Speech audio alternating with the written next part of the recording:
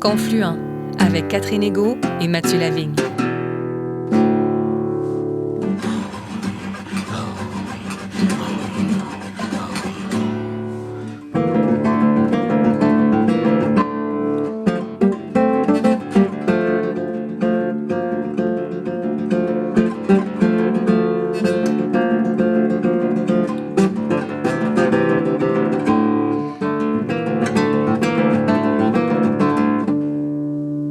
Bonjour Catherine. Bonjour Mathieu. Cette semaine, direction Manioutenam pour y retrouver Normand Junior Tirnish-Pilot, jeune Innu aux multiples talents qui coordonne Innu Nikamu, l'un des plus grands festivals de musique autochtone du continent, qui fête cette année ses 40 ans. Policier de formation, également scénariste de courts-métrages, Normand Junior Tirnish-Pilot voit le festival Innu Nikamu comme un lieu de réconciliation, un lieu de rencontre entre les peuples.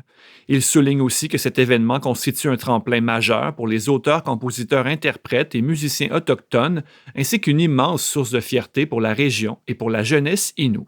Dans cette entrevue, Normand Junior Tirnish-Pilot nous raconte son propre parcours de policier à organisateur événementiel, l'histoire du festival Innu Nikamu et l'importance de ce grand rassemblement, y compris le lieu sur lequel il est implanté, pour l'expression culturelle et la guérison du peuple Innu.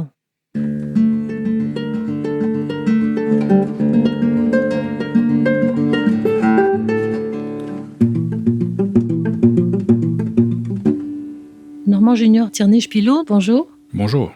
Vous êtes le coordonnateur d'Innu Nikamu, qui fêtera en 2024 son 40e anniversaire. Est-ce que vous pouvez nous raconter un petit peu l'histoire du festival?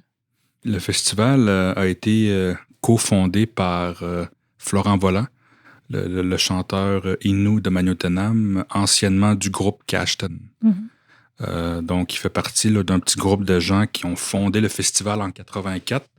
Puis, de ce qu'on sait, déjà dans les débuts du festival, il n'y avait pas d'alcool qui se vendait sur le site. Puis l'alcool n'était pas toléré sur le site. Puis très rapidement, Innu Nikamu semble être devenu comme un lieu de rassemblement incontournable dans la région. Moi, je me souviens quand j'étais jeune, le camping à Ouachat était rempli à chaque été parce que c'était Innu Nikamu. Le camping est fermé, mais c'est des souvenirs que moi je garde des visiteurs qu'on avait des autres communautés autochtones de la région. Puis j'ai aussi beaucoup d'autres souvenirs de Innu Nikamu en général, de quand j'étais jeune, un peu comme tout le monde ici. Puis en gros, c'est ça, le festival, au début, c'était vraiment pour donner une plateforme, j'ai l'impression, pour les artistes autochtones. Il n'y avait pas vraiment de scène avant pour se produire. À part peut-être des mariages ou des choses comme ça, mais Innu Nikamu, j'ai l'impression que ça a inspiré beaucoup de gens. Kashtan aussi a amené ce mouvement-là. Ça a incité, ça a inspiré beaucoup d'artistes à produire des albums, à créer des chansons, faire de l'art. Puis, je dirais, Innu Nikamu a évolué avec le temps, parce qu'il y a une quinzaine d'années à peu près, l'ancienne administration ont commencé à inviter des artistes québécois pour justement créer un mouvement de rapprochement. Le festival, à l'époque, s'était déjà donné cette mission-là de réconciliation avant même que ce soit un terme qui est à la mode. Ça fait que c'était déjà... le festival pensait déjà beaucoup à ça. Puis en même temps, ce que ça a permis, c'est une diffusion de la musique autochtone un peu plus grande, parce que en invitant, exemple, un groupe comme Caïn, qui est un groupe québécois, les gens qui viennent voir Caïn sont aussi exposés au groupe avant et après, qui chantent après Caïn. Fait que là, ça permet de découvrir des artistes peut-être qui n'auraient pas entendu. Ça attire un public québécois, puis ça incite ces gens-là à découvrir d'autres choses. Puis souvent, il y a des CD qui se vendent sur le site même des artistes autochtones. Fait qu'il y a comme une promotion qui se fait aussi à travers ça. Puis, je pense que c'était le 20e ou le 25e, il y a Blow Rodeo qui avait été invité comme band. Puis ça a marqué les esprits. Puis ensuite, en 2016, ça a été au tour de Simple Plan, qui sont venus à Manioutenam pour le festival. Puis ça aussi, ce que ça a créé, c'est un sentiment de OK, maintenant, on nous voit, on nous entend, puis on nous écoute. T'sais. Puis en même temps, ça a amené beaucoup d'expositions au festival, mais aussi aux artistes autochtones. Parce que là, quand tu as plein de caméras sur le site qui viennent voir le festival, qui viennent couvrir le festival, des journalistes. Fait que pour le festival, c'est très, très bon, mais pour les Inuits en général, en tout cas, pour moi, ça a amené beaucoup de fierté, tu sais, de se dire que nous aussi, on est capable d'avoir des groupes comme ça, d'envergure. Ça crée beaucoup de fierté. Puis moi, personnellement, en tant que coordonnateur du festival, j'essaie de jouer là-dessus, de miser sur la fierté des gens. Tu sais, c'est pour ça que en avril 2023, on a sorti notre programmation sur des billboards, des panneaux d'autoroute, un peu partout, à Montréal, à Québec, à Trois-Rivières, sur des panneaux d'abribus, des colonnes de rue aussi à Montréal. Ce qu'on visait avec ça, c'est vraiment la fierté dans le sens qu'on savait que la fin de semaine de Pâques, il y a des milliers d'Autochtones de partout au Québec qui vont voyager pour des tournois de hockey, mais aussi pour des vacances. Fait que c'est pour ça qu'on a ciblé cette fin de semaine-là. Puis on misait beaucoup sur la fierté parce que les gens reconnaissent le logo, le l'outarde avec le lettrage Innu-Nagamu.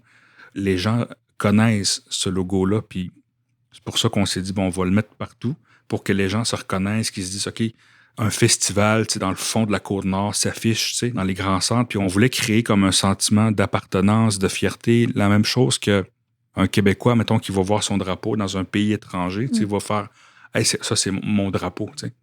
On voulait créer ça avec Innu-Nagamu, que les gens se disent hey, ça, c'est notre festival. Puis ça a marché, même ça a dépassé nos attentes parce qu'on s'est rendu compte qu'avec les commentaires, tout ça, que beaucoup de Québécois de la Côte-Nord, de cette île, ressentaient aussi une grosse fierté en voyant un événement de leur région être mis de l'avant à Québec, à Montréal. T'sais.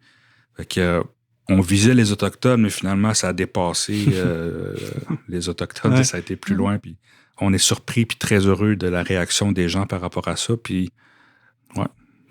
Intéressant, la dimension esthétique. Bon, vous évoquez le logo, mais même la programmation, par exemple, de l'édition 2023 avec l'espèce de cassette, c'est ça, hein, dans le fond. Vous jouez aussi un peu sur une certaine nostalgie dans le graphisme, dans l'esthétique aussi, vous déployez dans vos publicités.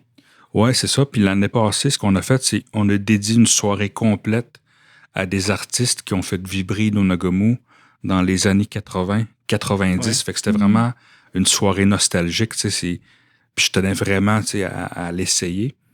Puis finalement, ça a très, très bien marché. Puis les gens, ça leur rappelait beaucoup de souvenirs, soit de leur enfance à Innu-Nagamu, quand le monde avait 4-5 ans puis que ça courait partout, ou même dans des soirées après Innu-Nagamu. Ça l'a amené quelque chose, cette nostalgie-là. Puis tout ce qui est années 80, 90, pour moi, c'est mon enfance, donc c'est quelque chose de beau, c'est des choses dans lesquelles moi-même je me réfugiais en tant que jeune enfant qui a grandi sur la réserve autochtone ici. Donc, de ramener ces choses-là, de rendre hommage aussi à ces artistes-là qui ont gardé en vie, qui ont fait vibrer Innu-Nagamu toutes ces années-là dans les débuts, leur rendre hommage, pour moi, je trouvais ça important. Puis autant la cassette, toute cette esthétique-là, il n'y a plus personne qui écoute de musique sur cassette ou même avant, les artistes ici à Magnotenam, à Ouachat, un peu partout dans les communautés, enregistraient leurs chansons sur cassette, qui faisaient des tracks ou je sais pas trop comment qu'ils faisaient, mais c'est de même qu'ils vendaient après ça leurs cassettes. Bon, ça, c'est mon album. Ils faisaient des copies, probablement pas eux-mêmes. Ouais, à la maison, c'était vraiment... C'est comme ça que ça marchait, puis je trouve ça beau, tout ce côté-là de années 80, 90, moi, on pensait aussi aux CD, les Walkman. C'est tellement des beaux souvenirs. C'est une belle époque, je trouve, pour la musique. Fait que, ça me tentait de mettre ça de l'avant aussi. Là. Très réussi. Ouais. Et pour le 40e, vous allez aussi inviter des gens qui ont marqué le festival, j'imagine. Oui, on prévoit déjà certains concepts, certains spectacles. On a commencé des approches justement pour...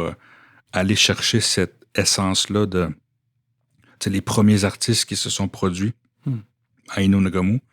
Fait qu'on commence déjà à mettre en place qu'est-ce qu'on va faire, tu sais, pour rendre hommage, mais aussi pour mettre de l'avant, tu sais, ces gens-là qui ont beaucoup amené au festival, mais que, tu sais, aujourd'hui, ils font peut-être plus autant de musique qu'avant parce que un artiste autochtone se produit sur les scènes autochtones.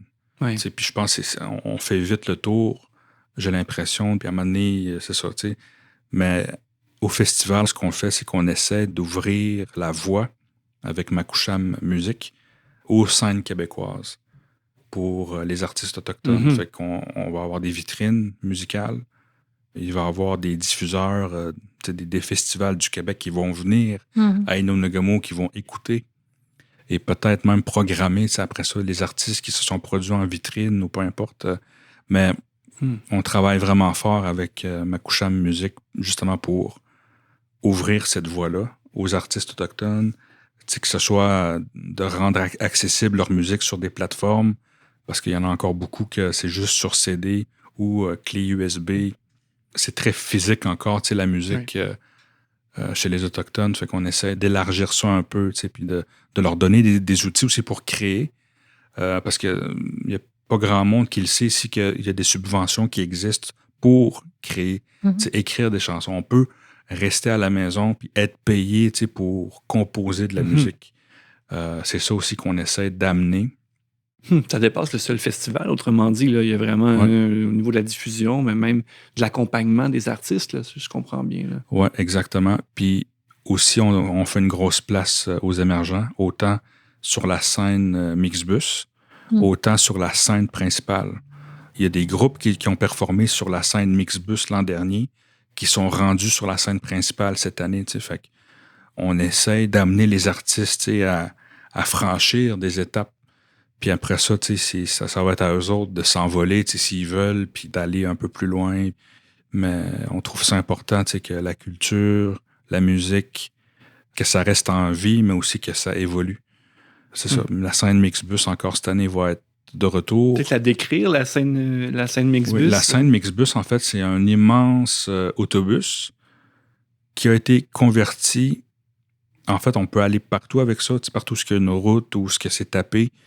On débarque où on veut, puis le toit de l'autobus devient un stage, une scène. Fait que ça prend peut-être 2-3 heures à faire le setup. On sort la sonorisation, l'éclairage, on sécurise le haut de l'autobus, parce qu'il y a comme un plancher en haut. Fait que l'autobus devient la scène. Puis à l'intérieur du Mixbus, il y a un studio d'enregistrement. Fait que ça a été traité acoustiquement pour que le son soit impeccable à l'intérieur. Fait que ça sert à enregistrer des chansons ou à filmer des live sessions. Fait que c'est vraiment un outil pour la scène émergente. Je trouve ça extraordinaire parce qu'une journée, on peut dire, bon, on veut le bus à cet endroit-là. Le lendemain, on le bouge, puis pour le 40e, justement, le Mixbus va prendre beaucoup de place. C'est un projet qu'on est en train de finaliser en ce moment. Là. Le Mixbus va parcourir la Côte-Nord avant Inonagamu. Fait que maintenant, on va partir de l'ouest de la Côte-Nord, puis on va aller visiter les villages, où ils n'ont pas accès à la culture. La culture en général, la musique, tout ça, où il n'y a pas de scène, il n'y a pas de salle de spectacle, il n'y a rien. Fait qu'on aimerait ça, nous, arriver là avec le Mixbus puis leur dire, on vous donne un show gratuit. Vous n'avez pas de scène, mais la scène se rend à vous, Fait que c'est ça qu'on veut. On veut se rapprocher, on veut apprendre à se connaître, puis en allant directement chez eux avec un spectacle, plusieurs spectacles même, ça peut juste créer quelque chose de beau, je pense, puis de se rapprocher, apprendre à se connaître.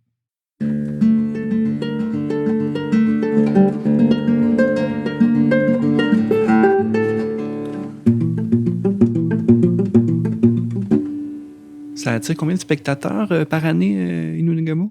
L'année passée, parce que l'affaire, c'est qu'il y a tellement d'enfants, c'est dur de... ça bouge partout. Vite. Ouais, c'est ça, ça rentre, ça court. Puis, mais, je dirais facilement aux alentours de 12 à 15 000. Ah ouais. L'an dernier, juste le samedi des jeunes, juste pour donner un point de référence, le samedi des jeunes, c'est des activités, c'est du maquillage, il y a un concours de démonstration de talent, il y a des jeux gonflables, il y a un paquet de choses qui se passent, puis on sert des repas gratuits aux enfants à ce moment-là, puis l'an dernier, on prévoyait 400 repas, mais finalement, il a fallu qu'on serve 500 quelques repas à des enfants. Fait que ça veut dire que...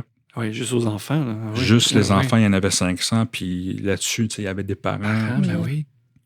Fait qu'il y a vraiment beaucoup, beaucoup de monde qui viennent à Inonagamu, puis on essaie de bien quand même comptabiliser les gens qui rentrent, puis... Mais c'est ça. Et où est-ce qu'ils dorment, ces gens-là? Parce qu'il n'y a pas d'hôtel à Maliotenam. Oui, il n'y a pas d'hôtel à Maliotenam. Il y a des hôtels à Sept-Îles. Puis les gens, des fois, ils savent qu'il n'y a pas d'hôtel ou qu'il n'y a plus de chambres de disponibles. Des fois, les campings sont pleins. Mais les gens viennent quand même. Puis, qu'est-ce que vous en faites? Ils nous appellent, puis ils disent « Hey, y a-tu un comité d'hébergement? » Fait que là, on leur dit non. Puis...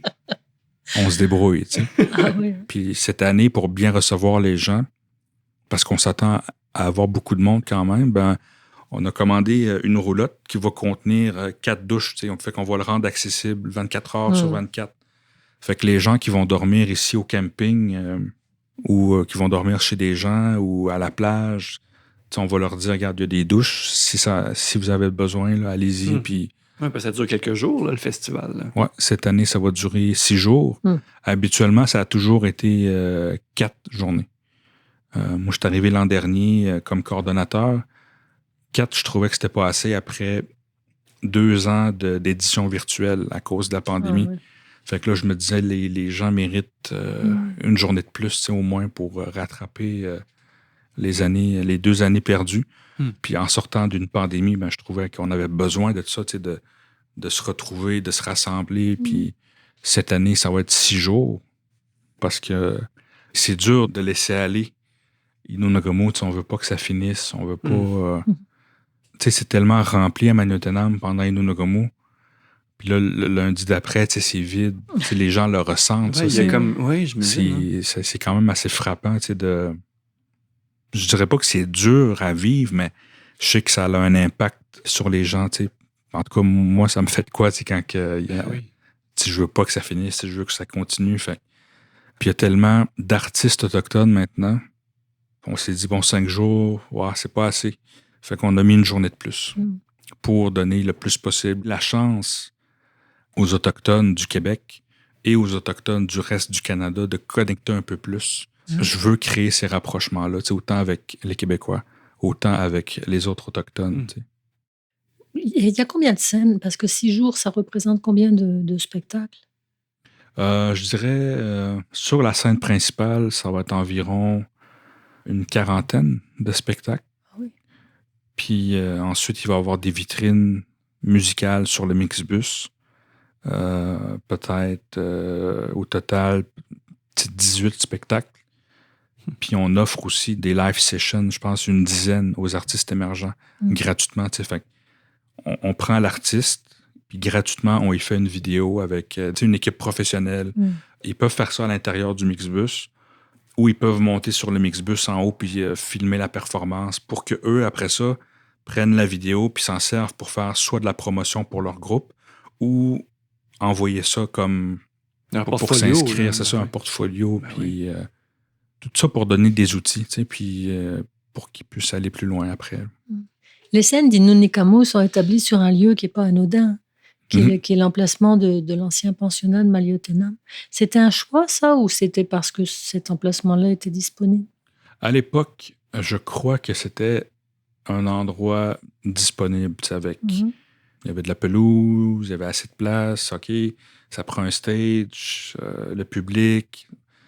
je crois que ça devait être ça à l'époque, mais j'imagine qu'à l'intérieur même des personnes qui ont fondé Inonagamu, sans même le savoir peut-être, sans même le sentir, ils devaient être portés à amener quelque chose de beau sur un endroit comme ça, qui... En tout cas, j'aime croire que inconsciemment, ils ont voulu amener quelque chose de beau dans un endroit qu'on pourrait considérer sombre, Fait que, il y a beaucoup de guérison qui se fait à Inonagamu à chaque année, par rapport au pensionnat, par rapport à tous ces traumatismes-là qui se transmettent d'une génération à l'autre. Puis, ouais.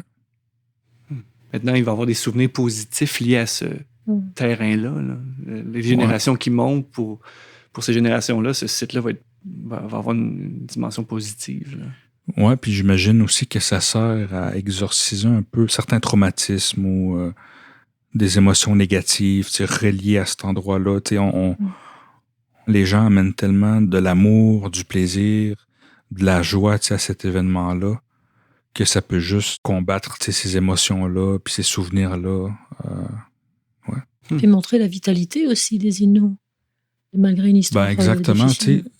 Malgré cette institution-là qui a été créée pour assimiler les Autochtones, éteindre la culture, la langue, de constater qu'on est encore là. On parle encore notre langue, puis on danse, on rit, on court sur cet endroit-là qui nous a tant enlevés. C'est des contrastes très, très forts. Ouais.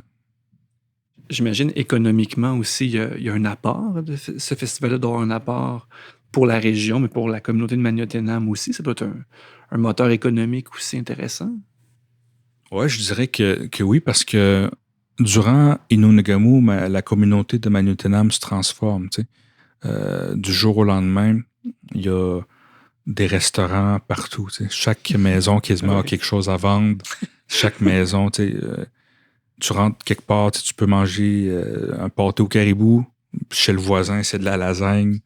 Puis tu vas chez un autre, c'est un pâté au saumon. Il y a tellement de variétés. Il y a des gens qui font des ventes de garage. Fait que c'est très festif, c'est très... c'est invitant, puis c'est vraiment... c'est plus qu'un festival de musique, je trouve. C'est une expérience à vivre, Puis il y a beaucoup de gens, quand ils viennent nous voir la première fois, ça dépasse leurs attentes, ça dépasse juste la musique. Ça va beaucoup plus loin. Ça crée une famille. Hein? Une famille, des belles amitiés. Même dans l'équipe d'Innunagamou, il y a des Québécois aussi. Puis on est très, très proches. C'est vraiment, c'est vraiment beau à voir.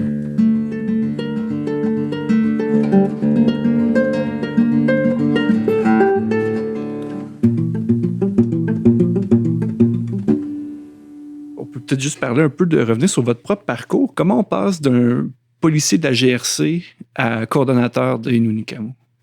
En tant que policier, déjà, premièrement, ce métier-là, je l'ai fait déjà jeune. Je me disais, ma communauté a besoin d'aide.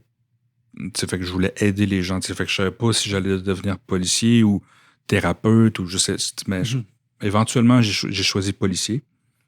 Donc, je suis devenu policier sur ma communauté pendant environ 7 ans. Puis sur ces 7 années-là, j'ai été exposé à travailler avec la GRC. Donc, j'ai été comme prêté 2 ans à la GRC à Montréal. Puis en voyant travailler la GRC, je me suis dit, OK, je vais appliquer carrément pour la GRC.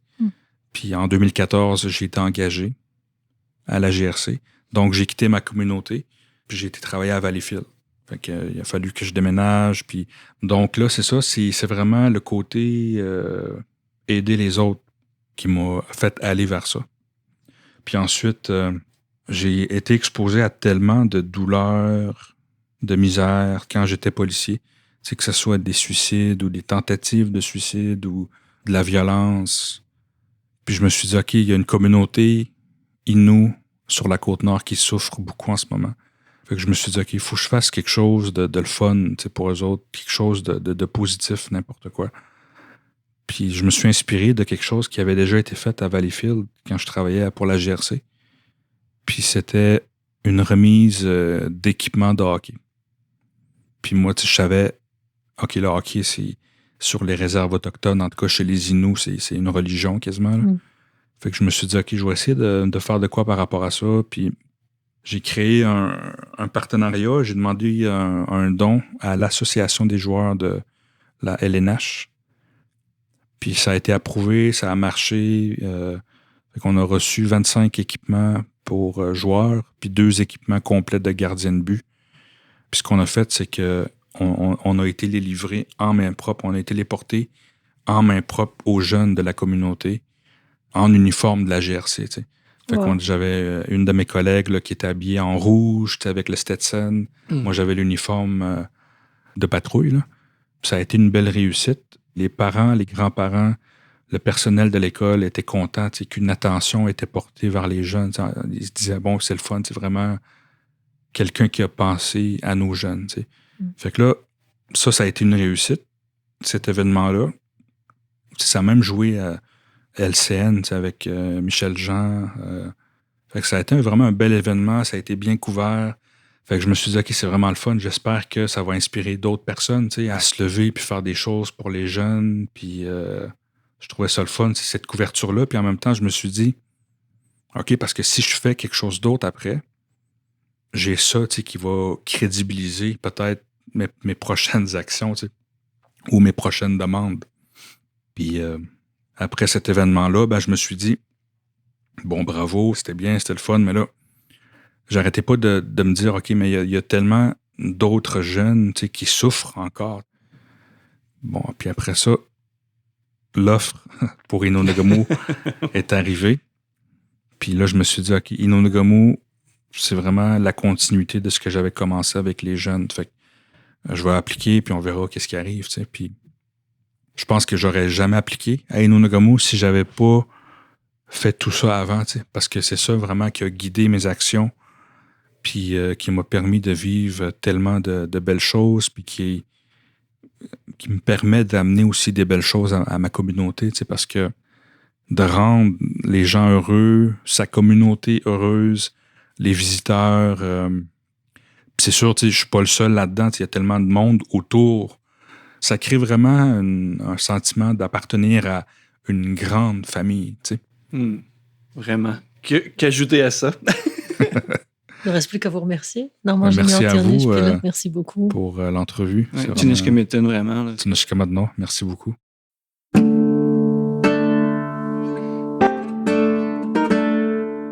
Nous remercions notre invité Normand Junior Tierney-Pilot, coordonnateur du festival Inunigamu, de son accueil chaleureux dans ses bureaux de Maniotena. L'émission Confluent est produite par Mission Chez Nous. Vous souhaitez en savoir plus sur cet organisme de solidarité chrétienne avec les premiers peuples? Visitez sans tarder notre site web www.missioncheznous.com. À la semaine prochaine, Catherine. À la semaine prochaine, Mathieu. La programmation de Radio VM et Radio Galilée nous tiendra compagnie jusqu'à nos retrouvailles.